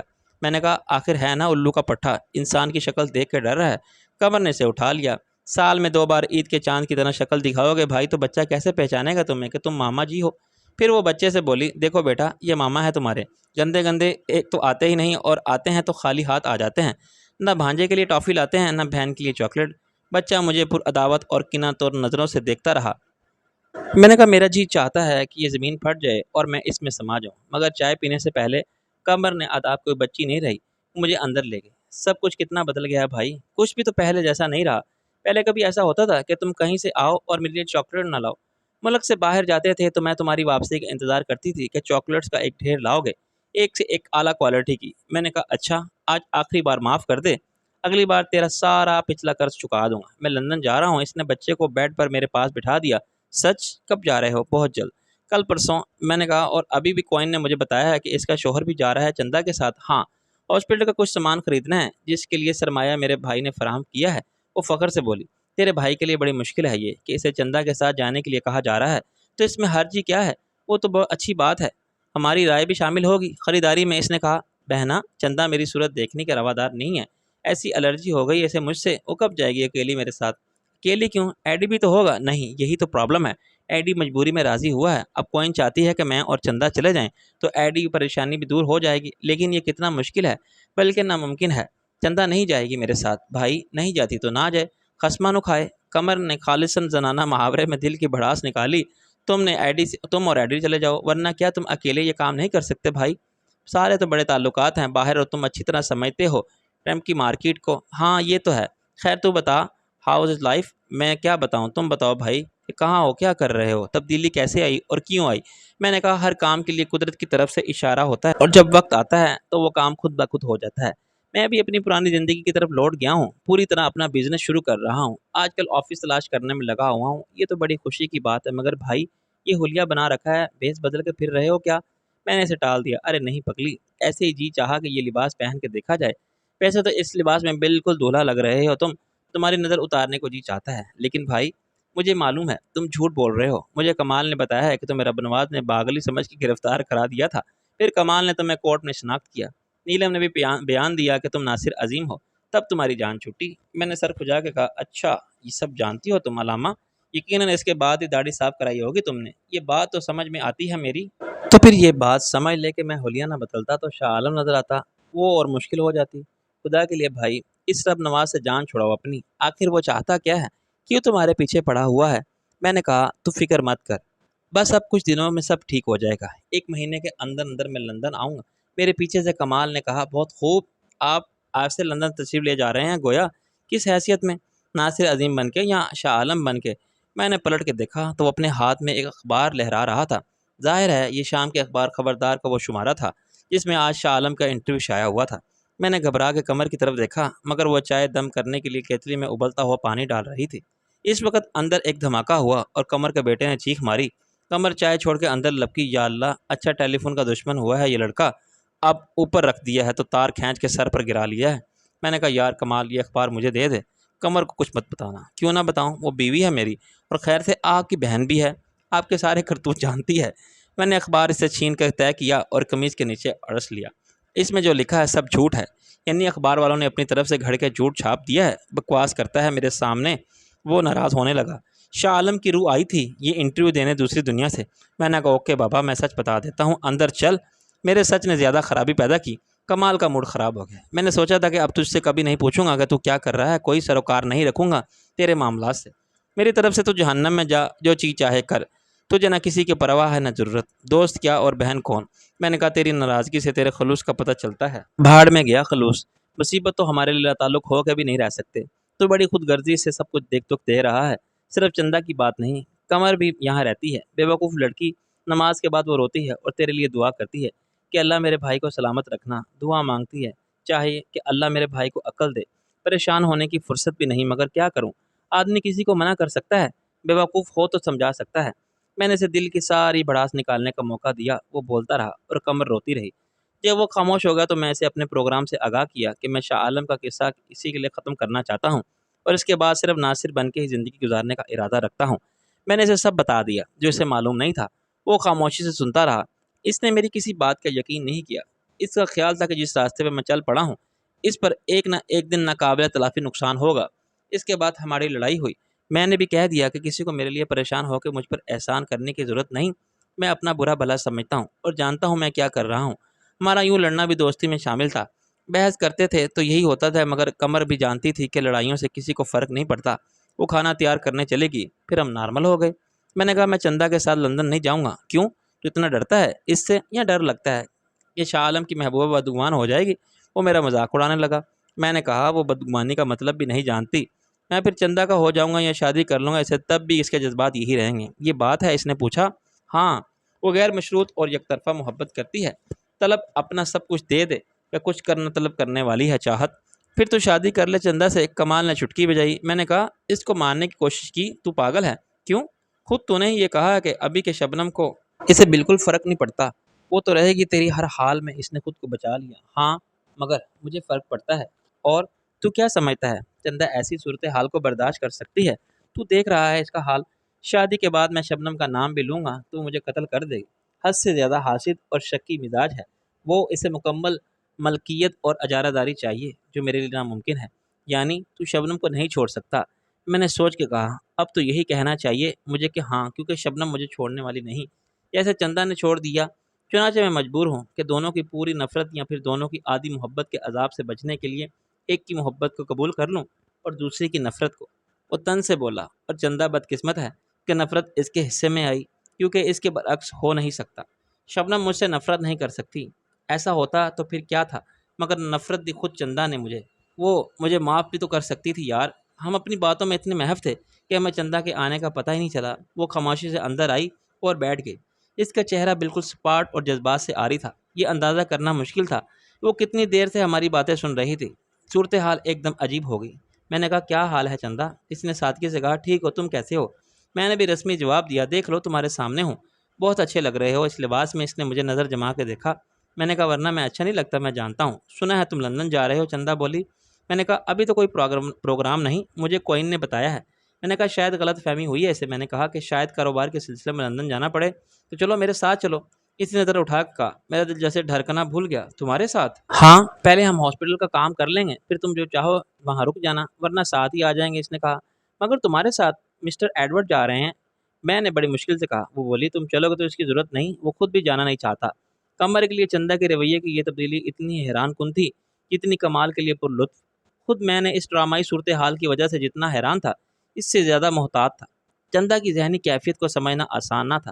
وہ کئی بار مجھے متاثر کرنے کے لیے یا اپنی مظلومیت کی تبلیغ کے لیے ایسے ڈرامے کر چکی تھی جن سے اس کے جذباتی عدم توازن کا پتہ چلتا تھا۔ وہ ایک بار کسی کو بتائے بغیر عائشہ کلینک پہنچ گئی تھی اور وہاں اس نے شبنم سے اپنے رویے کی معافی مانگی تھی، مگر بعد میں صاف مکر گئی تھی کہ وہ تو کہیں گئی بھی نہیں، حالانکہ اس نے آنے جانے کے لیے کمال ہاسپٹل کی ایمبولینس استعمال کی تھی جسے سب نے دیکھا تھا۔ دوسری بار اس نے ڈپریشن اور فرسٹریشن کی انتہا کو ظاہر کرنے کے لیے میرے سامنے خودکشی کرنا چاہی تھی، لیکن بعد میں معلوم ہو گیا تھا کہ ریوالور خالی تھا۔ کرنل خان کی موت نے اسے بالکل ہی توڑ پھوڑ کر رکھ دیا تھا اور اس کی شخصیت کا ڈھانچہ ذہنی عدم توازن کا شکار ہوتا نظر آتا تھا۔ اس کی زندگی کی گاڑی دو مضبوط سہاروں کے اعتماد پر چل رہی تھی، ایک میں اور میری محبت اور دوسرے اپنے دادا کی شفقت اور تحفظ کا سایہ۔ چلتی ہوئی گاڑی کے دو پہیے نکل جائیں تو اس کی چال کہاں رہے گی اور وہ حادثے کا شکار کیسے نہیں ہوگی؟ چندہ کا رویہ اور لہجہ اچانک ایسا ہو گیا تھا جیسے اس کے اور میرے درمیان کچھ بھی نہیں اور سب کچھ وہی ہے اور ویسا ہی ہے جیسا پہلے تھا، لیکن میں اس فریب کا شکار نہیں ہو سکتا تھا۔ یہ تبدیلی حقیقی نہیں تھی، ظاہر کا روپ بدلا جا سکتا تھا مگر شخصیت اور کردار کو کسی سوئچ سے کنٹرول نہیں کیا جا سکتا تھا کہ پل بھر میں دھوپ کی جگہ چاندنی نظر آنے لگی۔ میں نے مضبوط لہجے میں کہا مس چاندنی، آخر آپ کو اتنا اصرار کیوں ہے؟ غالب خستہ کے بغیر کون سے کام بند کیے ہیں؟ کیوں ایسا سمجھتی ہیں آپ کہ میرا آپ کے ساتھ جانا ضروری ہے؟ اس نے برا مانے بغیر اسی سادگی سے کہا، بھائی کیا مجھے معلوم نہیں کہ ایڈی کے مقابلے میں تم زیادہ صحیح فیصلہ کر سکتے ہو اور تمہارا کردار بھی سب سے زیادہ اہم ہے۔ یہ تمہاری ڈونیشن ہے۔ کمال نے فوراً اسے سپورٹ کیا۔ یس، اور ہم نے مجبوری میں کیش قبول کیا تھا، ورنہ ہاسپٹل اور لیبارٹری ایکوپمنٹ کا چوائس تمہارا اپنا ہو۔ میں نے اس کی بات کاٹ دی۔ سوری کمال صاحب، میں جانتا ہوں کہ ایڈی بھی مشین اسپتال کا منظم تھا جنوبی افریقہ میں اور مجھ سے زیادہ تجربہ رکھتا ہے۔ میں صرف پیمنٹ کی ذمہ داری لے سکتا ہوں اور اس سے زیادہ کچھ نہیں کر سکتا۔ میرے پاس ٹائم نہیں ہے۔ کمال نے بدماشی جاری رکھی۔ ٹائم کو مینیج کیا جا سکتا ہے، ابھی تو کون سا پہاڑ کھود رہا ہے؟ میں نے بگڑ کے کہا، ابھی میں نے بتایا تھا کہ میں اپنا بزنس نئے سرے سے اسٹیبلش کر رہا ہوں اور آفس تلاش کر رہا ہوں۔ یہ سب چھوڑ کے لندن چل پڑوں، تمہارا وفد جائے اپنے پروگرام کے مطابق؟ میں نہیں جا سکتا۔ کمال نے مجھے آنکھ ماری۔ اگر میں چندہ اور کمر ہم سب درخواست کریں آپ سے کہ ہاسپٹل کے انٹرنیٹ میں اپنی قیمتی وقت کی قربانی دیجیے۔ میں نہیں کہہ رہی ایسا۔ کمر نے ناگواری کا اظہار کیا۔ کمال نے اسے ڈانٹا، اپنے مجازی خدا کے فیصلے سے اختلاف کر رہی ہو؟ شوہر کے مقابلے میں بھائی کی طرفداری، اس کا تو باپ بھی جائے گا۔ میں اٹھ کھڑا ہوا۔ ہاں میں جا رہا ہوں، مجھے یہاں آنا ہی نہیں چاہیے تھا۔ چندہ نے مجھے التجا آمیز نظروں سے دیکھا۔ ناصر، میں خود بھی ایڈی کے ساتھ نہیں جانا چاہتی تھی۔ میں نے بے رخی سے کہا، تو مت جاؤ، لندن میں تمہارا کزن ہے نا، اس سے تو میں آج تک ملی بھی نہیں۔ کمال بولا، ویسے بھی وہ کہتا ہے کہ کسی ہوٹل کا مینیجر ہے، مگر میں شرط لگا سکتا ہوں کہ وہ ویٹر ہوگا۔ میں نے کہا، میرا خیال ہے کہ کوئی نہ جانا چاہے تو کسی کا بھی لندن جانا ضروری نہیں۔ بڑے سے بڑا سودا یہاں پاکستان میں بیٹھ کے ہو جاتا ہے۔ بائر چاہے تو دنیا بھر کے مینوفیکچررز اپنے ایجنٹ بھیج سکتے ہیں اور اپنی مصنوعات کا معائنہ بھی کرا سکتے ہیں، لٹریچر، فلمیں اور سیمپل بھیج سکتے ہیں۔ انٹرنیشنل ٹریڈ کیسے ہوتی ہے میں جانتا ہوں، اور میں یہاں بھی سب کچھ ارینج کروا سکتا ہوں۔ کیا یہ بہتر نہیں ہوگا؟ ہرگز نہیں۔ ایک تو اس میں وقت زیادہ لگے گا، دوسرے کوالٹی کی صحیح پہچان کے لیے آزمائش ضروری ہوتی ہے۔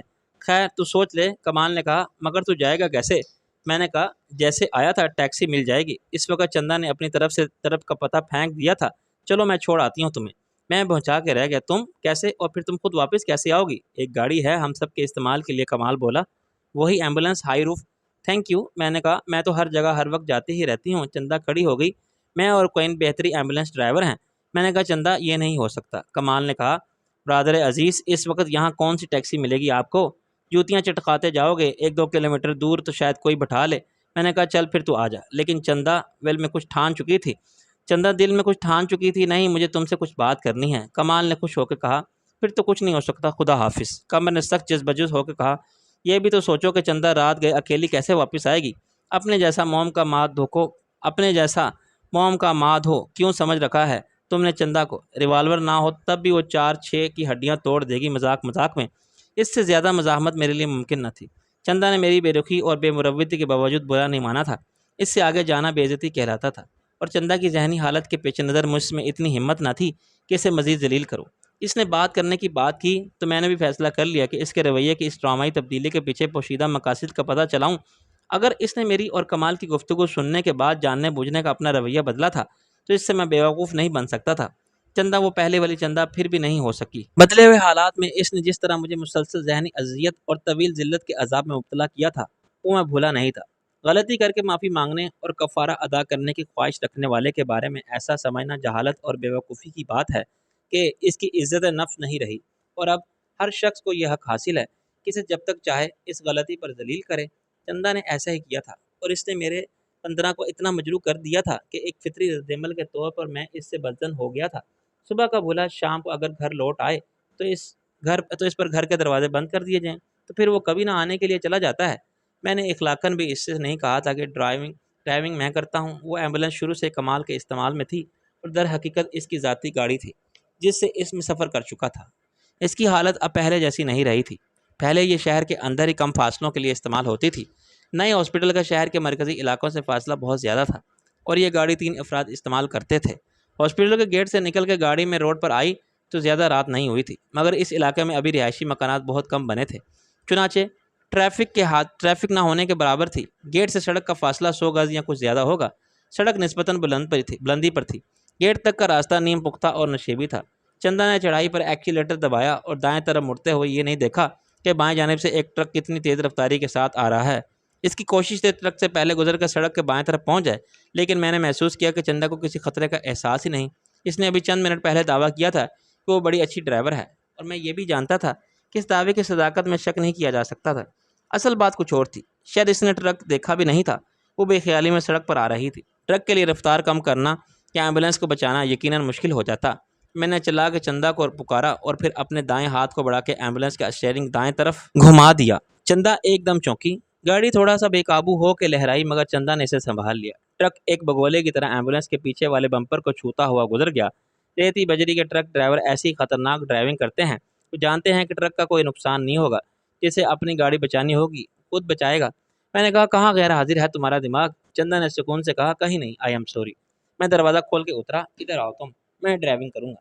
لیکن اس سے پہلے کہ میں گھوم کے ڈرائیونگ سیٹ پر آتا جاتا، ایک کار کی ہیڈ لائٹ سیدھی ہماری طرف ہوئی، پھر شبنم کی سوزوکی FXN ایمبولینس کے پیچھے آ کے رک گئی۔ اچانک اس سنسان تاریک سڑک پر شبنم کے مقابل میں اور چندہ آ گئے۔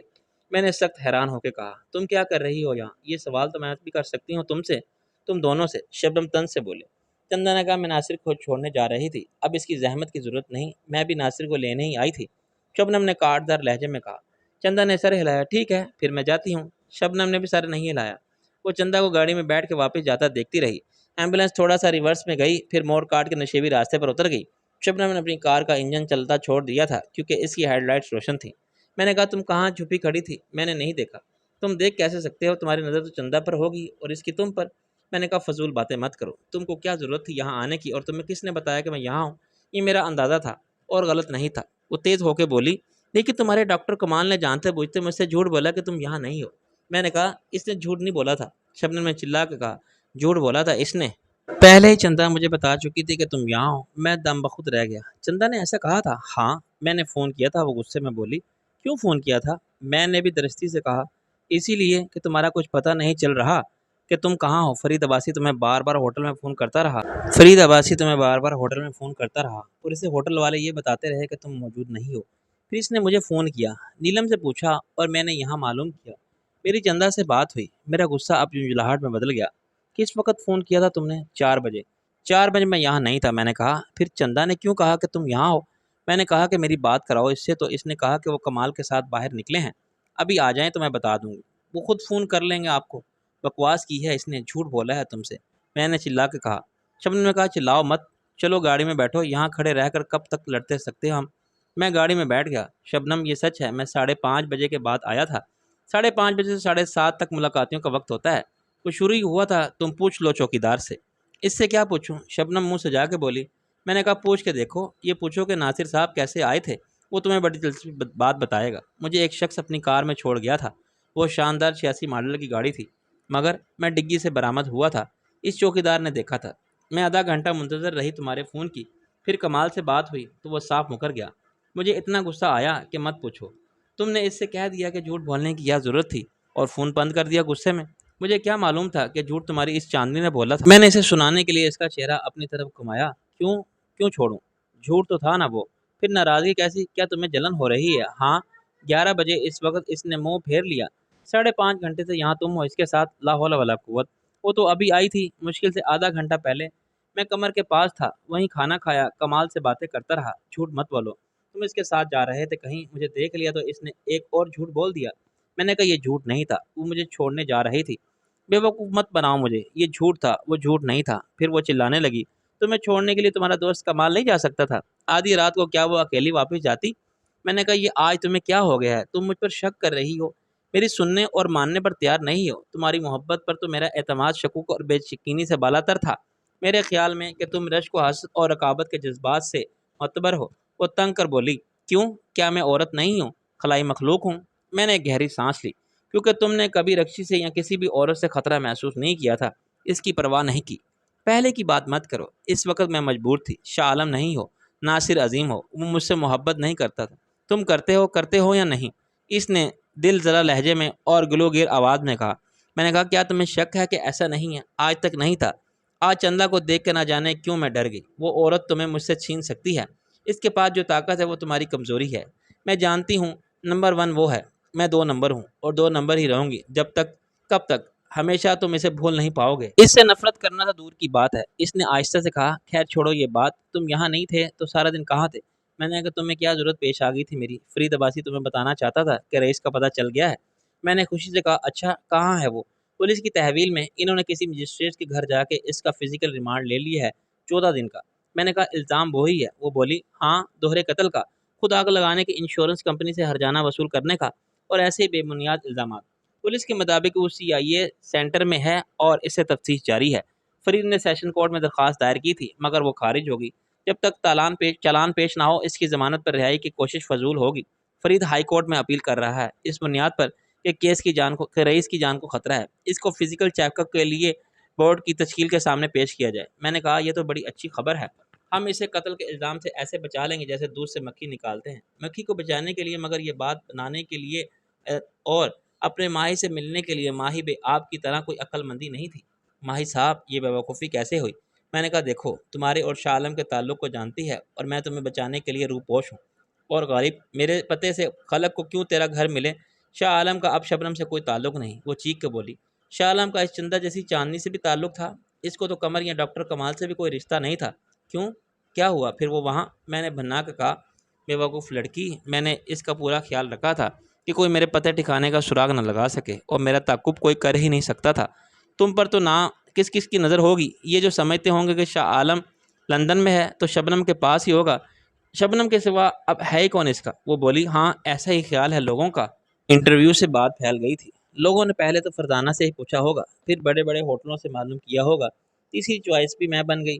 مجھے نہ جانے کس کس کے فون آتے رہے، تمہیں کسی کا نام یاد نہیں؟ کچھ لوگوں میں جانتی ہوں، تمہاری پارٹی کو ہائی جیک کرنے والے 2 نائب صدر تھے، وکیل قریشی اور شمس زما۔ گاڑی کا ایک ایک پہیہ لے کر الگ ہو گئے تھے، گاڑی چلی نہیں، اب پھر تمہارے آسرے پر سیاست کی دکان چمکانے کی فکر میں ہے۔ مجھ سے کہہ رہے تھے کہ شاہ عالم سے سب مل کے درخواست کریں گے کہ ملک اور قوم کے مفاد میں وہ پھر پارٹی کی کمان سنبھالے۔ بے شرم لوگ کتنی ڈٹھائی سے ڈائلاگ بولتے ہیں۔ ایک کوئی اشرف علی تھا، وہ سب سے زیادہ بے چین تھا، اخبار والوں نے سب سے زیادہ پریشان کیا۔ وہ مجھے قائل کرتے رہے کہ مجھے ذاتی تعلقات سے زیادہ صحافت کے پیشے کے اقتدار کا خیال رکھنا چاہیے۔ ہر ایک مجھ سے پرانے مراسم کا حوالہ دے کر یہ چاہتا تھا کہ میں اس کی ایک خصوصی انٹرویو کراؤں۔ یعنی وہ تمہارے انکار کو تسلیم کرنے پر راضی نہیں تھے، یہ سمجھنے پر بضد تھے کہ تم ان سے بھی جھوٹ بول رہی ہو۔ ہاں، کچھ لوگوں سے تلق کلامی بھی ہوئی۔ میں نے کہہ دیا کہ تم تو شاہ عالم کی اور میرے چھپ چھپ کر خلوت میں ملنے کی تصویریں چھاپ دو، لکھ دو کہ شبنم نے اپنی آشنا کو اپنی خوابگاہ میں چھپا رکھا ہے۔ بعد نے دھمکی دی کہ فکر مت کرو، ایسا ہی ہوگا، ہم پتہ لگا لیں گے، کمینے، بلیک میلر۔ میں نے کہا کیا تمہیں یہ اندیشہ نہیں تھا کہ اب وہ جاسوسی کریں گے، تمہارے پیچھے لگ جائیں گے، یا ایسے لوگوں کو لگا دیں گے جن کو تم نہیں جانتے؟ بہت اچھی طرح سمجھتی ہوں کہ ان معاملات کو، میں خود اسی میدان کی پرانی کھلاڑی ہوں۔ آج کسی نے مجھے آفس سے نکلتے نہیں دیکھا، انہیں بہت دیر بعد پتہ چلا ہوگا کہ سونے کی چڑیا تو اڑ گئی۔ کیا تم سلیمانی ٹوپی پہن کے سب کی نظروں سے اوجھل ہو گئی تھی؟ وہ ہنسی۔ برقع کہتے ہیں اس سلیمانی ٹوپی کو، میں نے اوپر سے ہی دیکھ لیا تھا کہ نیچے کچھ لوگ مشکوک اور مضحکہ خیز انداز میں جاسوس بنے کھڑے ہیں۔ بابر وقار کو جانتے ہو تم؟ ہاں ہاں، جسے سب بیوی کہتے ہیں، وہ راہ چلتے ہر لڑکی پر عاشق ہو جانے والا نوجوان فوٹوگرافر جو غالباً تم پر بھی فریتا ہے۔ ہاں، میں نے اسے اپنا مسئلہ بتایا کہ مجھے خاموشی سے نکلنا ہے۔ وہ آ گیا کسی برقع پوش محبوبہ کے ساتھ لے کر، اسے بٹھا دیا آفس میں۔ میں نے اس کا برقع اوڑھ کے بیوی کے ساتھ نیچے اتری اور اس کی موٹر سائیکل پر بیٹھ کے نکل گئی۔ جنہوں نے کچھ دیر پہلے اسے آتا دیکھا تھا، انہیں شک بھی نہیں ہوا تھا، وہ سب وہیں ٹہلتے رہے ہوں گے۔ میری گاڑی سروس اسٹیشن کا ایک ملازم لے گیا تھا، وہاں سے میں نے گاڑی لی اور ادھر آ گئی۔ وہ لڑکی شاید چلی گئی ہوگی اپنے گھر، تم نے دیکھا نہیں شیشوں کے پیچھے رنگین اسٹیکر بھی لگوائے ہیں میں نے، شیشے اب سیاہ نظر آتے ہیں۔ جہاں تک میری ناقص معلومات ہے، یہ وقت ایڈیٹر کے لیے انتہائی مصروفیت کا ہوتا ہے۔ تم کسی کو لفٹ نہیں کراتی ہو 10 بجے یا اس کے بعد۔ اعضا صاحب غیر ذمہ داری کے اس مظاہرے کو پسند نہیں کریں گے۔ اعضا صاحب ہاسپٹل میں ہیں، انہیں ایک مائلڈ سا اٹیک ہوا ہے، ان کے لیے اب اخبار اور صحافت شجر ممنوع ہو گئے ہیں۔ میں ذرا مختلف انداز سے سوچتی ہوں، کسی پارٹی، ادارے یا کاروبار کو ون مین شو نہیں ہونا چاہیے، اور وہ ہے تو سب ٹھیک ہے ورنہ ختم۔ ہمارے ملک میں تو ایسا ہی ہے، سیاسی جماعت ہی نہیں، ایدی صاحب کا فلاحی ادارہ بھی ان کے نام کی برکت سے چل رہا ہے، ان کے بعد دوسرا کون ہوگا لوگ نہیں جانتے۔ میں نے ایک معاون کو اپنا متبادل بنانے کا فیصلہ کر لیا ہے، جو کسی بھی وقت میری جگہ لینے کا اہل ہو۔ کل تم نے دیکھا ہوگا اسے، وہ تو عجیب بیوقوف اور خونک قسم کا آدمی ہے، ہیں کوکب کچھ نظر آنے کا، کچھ جینیس کبھی صورت سے نہیں پہچانے جاتے۔ آزاد صاحب کی اس سے بالکل نہیں بنتی تھی، کیونکہ اس کے نظریات آنے والے کل کے تھے۔ آزاد صاحب گزرے ہوئے کل کے آدمی تھے، ان کی خوب کل کل رہتی تھی۔ میرا خیال ہے کہ اس کی میری خوب بنے گی، میں نے اسے ذمہ داری دی ہے تو وہ خوش ہے۔ مطلب یہ کہ اب نام چھپے گا ایڈیٹر کی جگہ تمہارا، اور کام کرے گا وہ بیچارہ۔ تمہارے لیے تو ایک مسکرائی، ایک اوے ناز سے کسی پر انوکھی لکڑی گھمانا کوئی نہیں، وہ بھی ایکسپلوٹ ہوگا۔ شبنم ہنسی، زمانہ ہی ایکسپلوٹیشن کا ہے، اس کے بغیر آگے بڑھنا اور ترقی کرنا، خود کو منوانا بالکل بیکار ہے۔ خیر یہ بتاؤ کہاں چلیں؟ ابھی ہوٹل جانا ضروری ہے تو گھر چلتے ہیں۔ کون سے گھر؟ اپنے گھر سمنا بعد میں، ابھی تو وہی ہے اپنا گھر، وہاں کوئی نہیں ہوگا ہمارے علاوہ۔ اس نے گاڑی روکی، میں نے اسے غور سے دیکھا، پھر یہ کہ ہم ہوں گے اور مکمل تنہائی۔ اسے مجھے نشیلی جادو کرنے والی پرکشش نظروں سے دیکھا۔ خیال ہے؟ کیا خیال ہے؟ میں نے اسپاٹ لہجے میں کہا، اگر تمہارا مطلب وہی ہے جو میں سمجھ رہا ہوں تو مجھے افسوس ہے، میں ہوٹل جانا چاہتا ہوں، تم مجھے یہاں اتار دو اور جاؤ، میں پیدل چلا جاؤں گا یہاں سے۔ وہ کچھ خفیف اور خفا نظر آنے لگی۔ کیا ہو گیا ہے تمہیں؟ تم نے مجھے کیوں اس طرح اوائڈ کرتے ہو؟ پہلے تو ایسا نہیں کیا تھا شبنم، پہلے کی بات اور تھی۔ میں نے نرمی سے سمجھانا چاہا۔ کیوں؟ اب کیا ہے؟ تم بھی وہی ہو، میں بھی وہی ہوں، کیا تمہارے جذبات بدل گئے ہیں میرے لیے؟ مجروح لہجے میں بولی۔ ہاں، پہلے شاہ عالم کے جذبات میں صرف ہوس، اب ناصر عظیم تمہیں محبت کا مطلب سمجھانا چاہتا ہے۔ چھوڑو یہ فضول باتیں، یہ خالی خلی لفافی والی باتیں۔ تم کبھی ایسی افلاطونی محبت کے قائل نہیں تھے، تم تو بالکل شک اور ایک فضول معاشرتی رسم کا بندھن کہتے ہو۔ برا نہ کول دہراتے تھے کہ یہ پروسٹیٹیوشن مگر لیگلسٹ، یہ پروسٹیٹیوشن مگر لیگسڈ۔ میں نے شبنم کے منہ سے ایسی باتیں کبھی نہیں سنی تھی۔ یہ تم بار بار اس قابل شرم زمانے کا حوالہ کیوں دے رہی ہو؟ کیا وہ سب ٹھیک تھا؟ غلط اور صحیح دونوں کے فائدے نقصانات ہمارے ہی ہیں۔ آنے والے وقت میں ہم میں سے کون جو دوسرے کو مورد الزام ٹھہرائے؟ نہ کبھی تم فرشتہ پارسا تھے اور نہ میں کوئی باعفت دوشیزہ۔ گناہ آدم میں ہم دونوں۔ پلیز شٹ اپ، بند کرو یہ بکواس۔ اس کی انا کو ٹھیس لگ رہی تھی۔ تم مجھے ٹھکرا رہے ہو، بے عزتی کر رہے ہو میری، آخر کیا بات ہے؟ میں نے کہا، میں تمہیں ٹھکرا نہیں رہا، اپنا رہا ہوں۔ جھوٹ، تم اب مجھ سے کوئی کشش محسوس نہیں کرتے، تمہیں میری طلب کے لیے پہلے کی طرح محسوس نہیں ہوتی، میں اگنورڈ محسوس کرتی ہوں، مجھے تمہارا وہی دیوانگی والا پیار چاہیے۔ آخر میں گوشت پوست کی ایک جیتی جاگتی عورت ہوں، کوئی کاٹ کی گڑیا نہیں ہوں جسے تم کھیلتے رہو۔ ابھی سے یہ حال ہے تو زندگی کیسے گزرے گی؟ وہ ہسٹیریا سے مغلوب ہو کے کانپنے لگی تھی اور اس کی آواز اونچی ہوتی جا رہی تھی۔ میں نے اس کے ایک جھانپڑ رسید کیا، بے شرمی کی کوئی حد ہوتی ہے؟ تم میرے لیے وہ شبنم نہیں ہو جو محض ایک عورت تھی، ایک بدنام عورت جس کے جسم پر شاہ عالم کا تصرف تھا۔ تم میرے مستقبل کی امین ہو اور مجھے اپنی امانت کی حفاظت کرنی ہے۔ وہ ایک جھٹکے سے پیچھے گئی، ایک لمحے کے لیے اس کی آنکھیں پھٹکی رہ گئیں اور اس کے ہاتھ پہ اپنا رخسار پر جم گیا، پھر وہ زخم خوردہ شیرنی کی طرح مجھ پر حملہ آور ہوئی۔ تم ذلیل کتے، صاف کیوں نہیں کہتے کہ تمہارا دل بھر گیا ہے میرے جسم سے؟ یہ باسی ٹھنڈا گوشت ہے تمہارے لیے، تم کو چاہیے چندہ کا کوارا جسم۔ میں نے اسے ہاتھ اور مارا۔ فاحشہ آج آ گئی نا اپنے اصل روپ میں سامنے؟ پھر اچانک مجھے ایک عجیب سی بھوک کا احساس ہوا، میرے ذہن کو ایک جھٹکا لگا، یہ شراب کی بو تھی۔ میں نے شبنم کے بال پکڑ لیے اور اس کا منہ اپنے منہ کے سامنے لا کے سونگا۔ وہ تقریباً نیم بے ہوشی میں کراہنے لگی۔ صاف بات میں کروں، شاہ عالم مرد تھا، ناصر عظیم نامرد ہے، عورت کے کام کا نہیں رہا۔ کس نے کیا ہے یہ حال تیرا؟ بول، بیوی نے بھی؟ بول، بیوی نے بھی اسی لیے چھوڑ دیا تھا نا مجھے؟ اتنی دیر میں نشہ اور اس پر پوری طرح غالب آ چکا تھا، غصے سے میرا جسم کا سارا خون سمٹ کر سر میں آ گیا تھا اور مجھے ایسا لگتا تھا جیسے میرے دماغ کی رگیں پھٹ جائیں گی۔ یہ احساس ہوتے ہیں کہ شبنم نے شراب پی ہے۔ میں ایک دم ہوش میں آ گیا، ورنہ شاید اشتعال کی کیفیت میرے ہاتھوں میں میرا اختیار نہ رہتا، میں اس کا گلا گھونٹ دیتا۔ میں نے اسے چھوڑا تو وہ اسٹیئرنگ پر گر گئی۔ میں نے اسے کچھ لمبے لمبے سانس لے کر اپنی جنونی کیفیت پر قابو پا لیا۔ اس کے باوجود میرا دماغ گھوم رہا تھا اور یہ میں سمجھنے سے قاصر تھا کہ یہ سب کیسے ہوا۔ شبنم نے شراب کہاں پی، کیسے پی اور کیوں پی؟ کسی نے اسے زبردستی پلائی یا پھر دھوکے سے؟ او مائی گاڈ، یہ اچانک کیا ہو گیا؟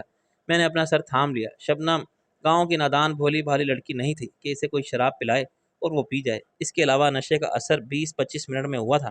اس کا مطلب یہ تھا کہ جب وہ ہاسپٹل کے باہر میرے انتظار میں گاڑی کے لیے کھڑی تھی، اس وقت وہ پی چکی تھی یا پی رہی تھی۔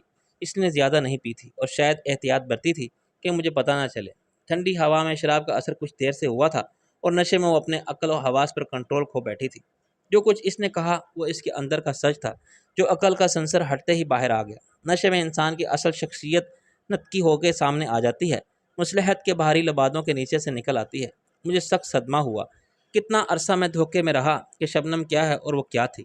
وہ بے غرض چاہت اور حقیقی محبت کا ناٹک کرتی رہی، اس امید میں کہ ایک نہ ایک دن میں بھی ضبط نفس کا جھوٹا کھیل ختم کر کے پھر پہلے جیسا ہو جاؤں گا۔ شاہ عالم بھی دولت مند تھا، ناصر عظیم بھی ہے، اور نام میں کیا رکھا ہے، اصل میں دونوں ایک ہیں۔ اب تو رکشی کا کانٹا بھی درمیان سے نکل گیا۔ میں نے محسوس کیا کہ میں ایسے سوچتا رہا تو پاگل ہو جاؤں گا۔ 15 منٹ سے ہماری گاڑی سڑک کے ایک کنارے پر کھڑی ہوئی تھی۔ سڑک پر سے گزرنے والی کسی گاڑی کے مسافر ہمیں نہیں دیکھ سکتے تھے کیونکہ گاڑی کے سب شیشے بند تھے۔ ایک نظر میں یہ گاڑی لاوارث کھڑی نظر آتی ہوگی جسے مالک خرابی کی بنا پر ایک طرف کھڑا کر گیا۔ کسی نے ہماری گفتگو نہیں سنی تھی اور وہ ڈرامہ نہیں دیکھا تھا جس میں ہسٹیریا، نشہ اور تشدد کے سین تھے۔ اپنی موجودہ حالت میں شبنم اس قابل نہیں تھی کہ سیدھی بیٹھ سکی۔ ابھی تک اس نے گاڑی نہیں ٹکرائی۔